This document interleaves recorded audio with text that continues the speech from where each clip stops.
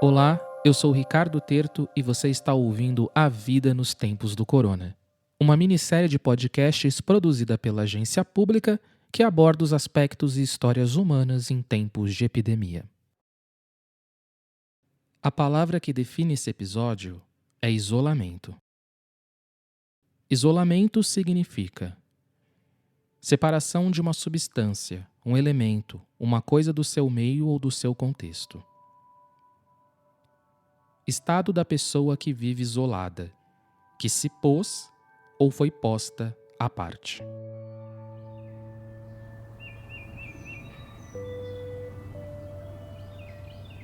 Essa semana eu olhei pela janela e vi 3 pássaros no céu.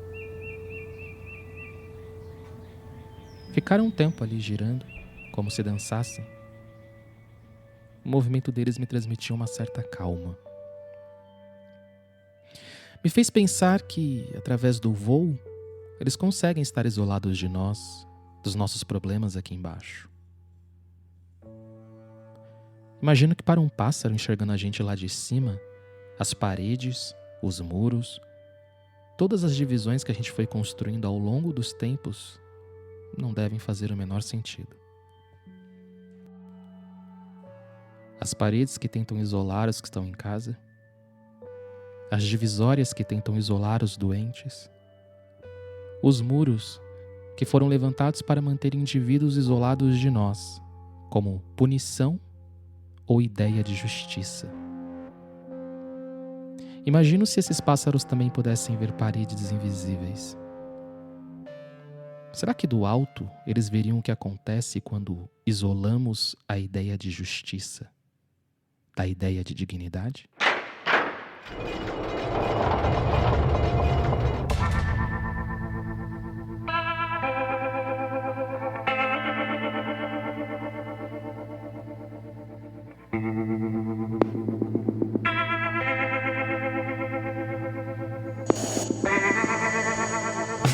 Un funeral en trajes de protección.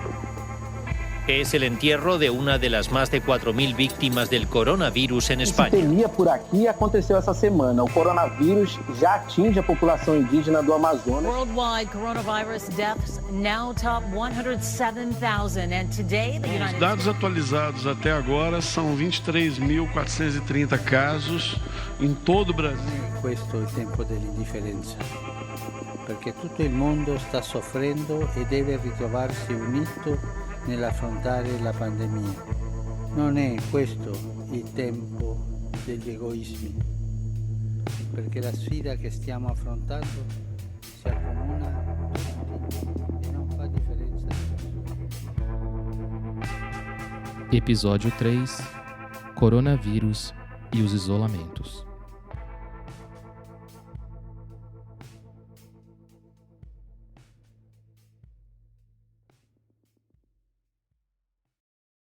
Algumas vozes que vocês irão ouvir ao longo desse programa foram alteradas para preservar as identidades dos entrevistados.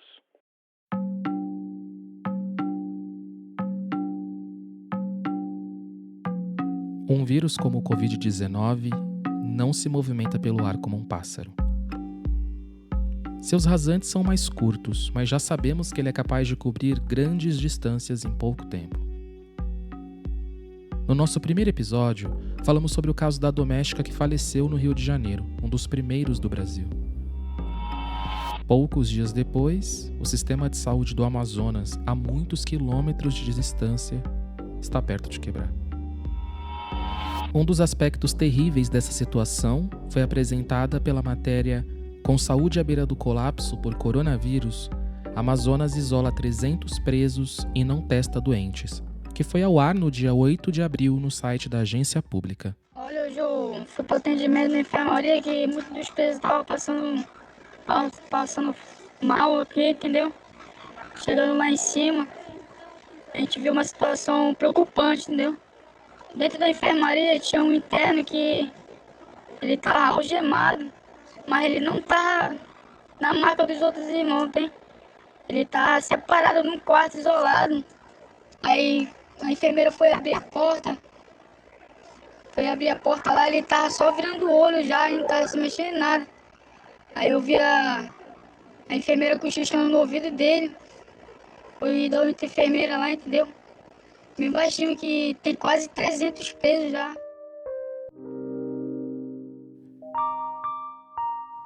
Se você acessar essa matéria, lá no meio vai encontrar uma foto. A imagem mostra alguns homens sentados no chão. Sem camisa e aglutinados num canto, em frente a uma grade, eles apenas esperam. Independente do contexto desse quadro, ele me remeteu imediatamente a gravuras e ilustrações que representam como era uma viagem de tumbeiro. Talvez você não conheça por esse nome as embarcações que ficaram conhecidas como navios negreiros.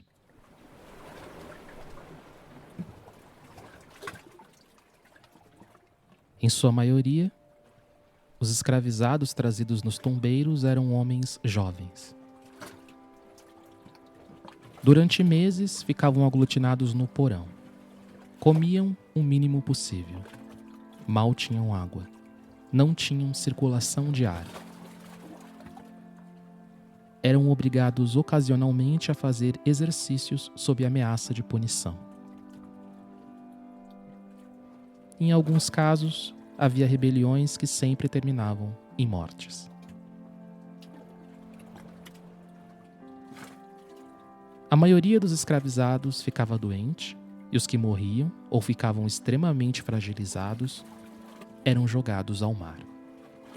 Daí o nome: tumbeiro.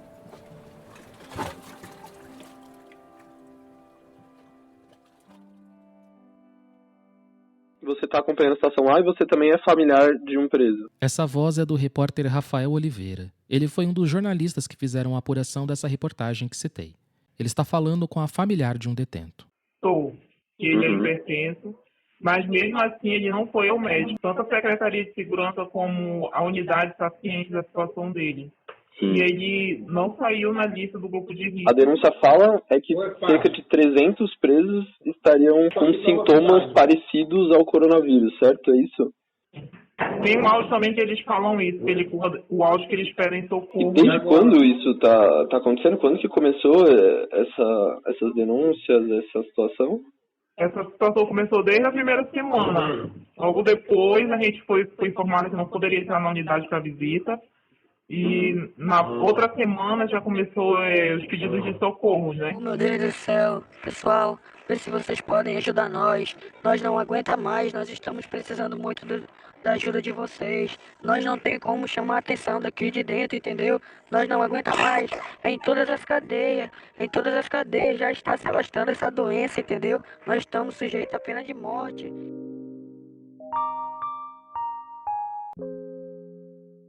Esse grito de socorro dos presidiários é ouvido apenas por aqueles que ainda não se isolaram deles, os familiares próximos. A situação é ainda mais complicada se lembrarmos que o que acontece fora do sudeste do país nem sempre é considerado notícia importante. Por isso, resolvi falar com o Rafael sobre como ele chegou e apurou essa notícia. Acho que uma questão central em todas as pautas da pública ao longo dessa cobertura sobre coronavírus tem sido: quem são as pessoas que serão mais duramente afetadas por essa pandemia? Pela superlotação, pela precariedade, enfim, por todos os problemas graves que a gente sabe que o sistema prisional brasileiro enfrenta, a população carcerária entrou no nosso radar. A gente decidiu então entrar em contato com a Pastoral Carcerária Nacional, que tem bastante capilaridade no Brasil. E logo no primeiro diálogo, eles nos apresentaram essa denúncia relacionada a um presídio específico de Manaus. Elas estimavam, entendeu? Nós estamos em um surto muito grande, o Amazonas está crescendo, não só dentro do prisional, mas também na cidade de Manaus também está crescendo bastante. Ainda hoje o governador deu uma nota aí oficial que nós temos só 50 leitos disponíveis, né, para esse aparelho respiratório, e que, entre média, no Amazonas, 20 pessoas são diagnosticados com suspeita do Covid-19. Mas aí, como não tem acesso para todos, muitos eles mandam para casa. Agora você imagina, se nós que estamos aqui fora, libertos, estamos na rua, estamos nessa situação, imagina os presos. Uma apuração como essa, acho que vários detalhes impactam, chamam a atenção. Os apelos dos familiares, os relatos desesperados de detentos, lidando com uma doença nova, sem muita informação, com medo de morrer mesmo. As péssimas condições dos presídios brasileiros, que, por mais que sejam públicas e notórias, não deixam de chocar.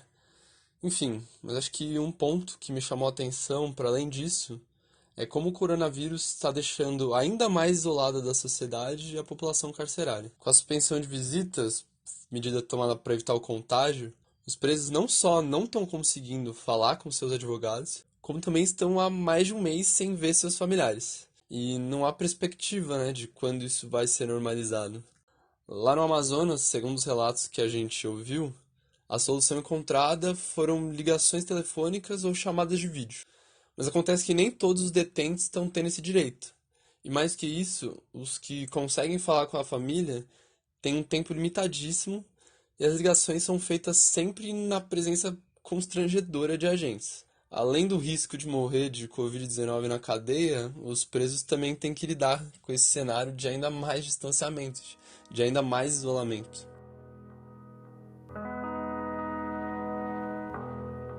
Nos tumbeiros, muitas vezes, as únicas saídas eram a morte ou o mar.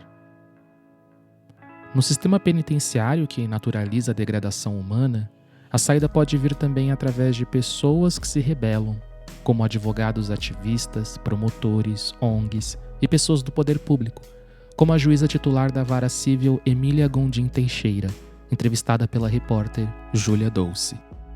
Você me ouve bem porque eu tô no Viva Voz?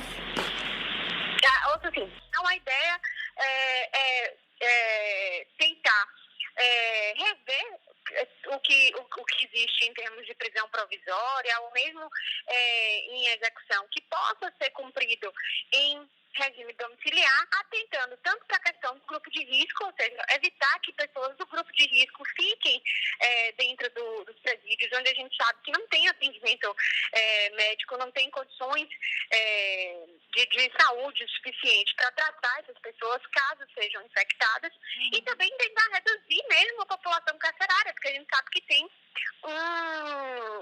um nível alto de uma superpopulação carcerária, um nível de superpopulação nos presídios, que obviamente, uma vez contaminado, vai gerar uma contaminação em massa dentro dos presídios, né?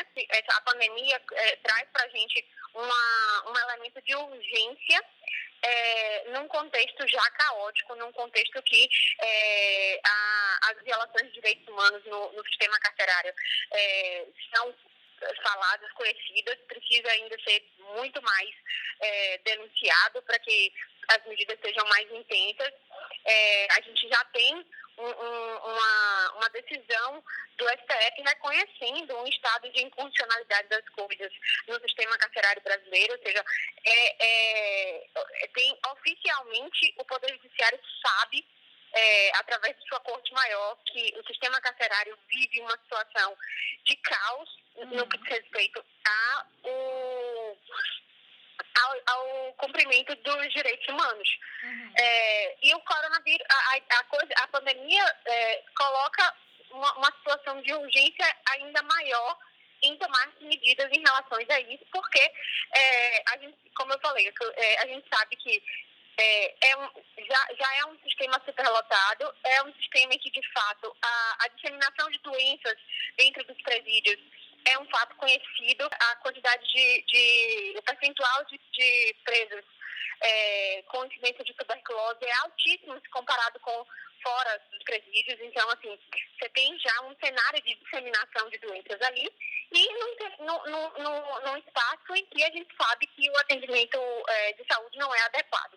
Então, essas medidas que agora aparecem com a recomendação 62 do CNJ e que são motivadas pela pandemia, são medidas que já deviam ter sido tomadas antes e que precisam continuar sendo tomadas mesmo pós o cenário pandemia.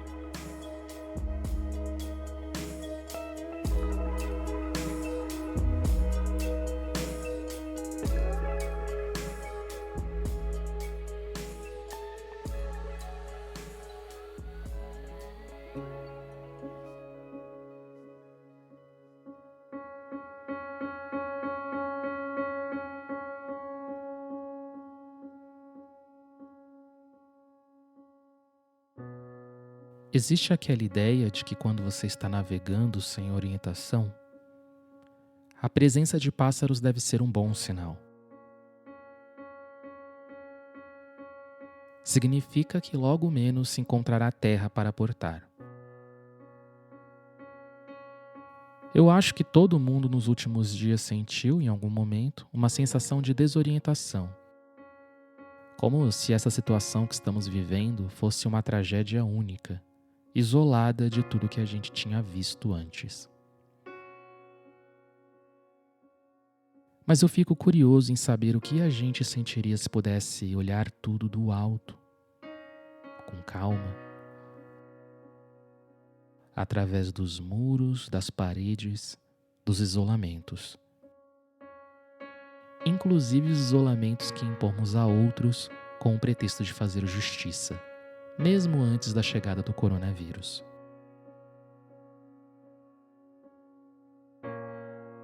O que a gente descobriria sobre nós?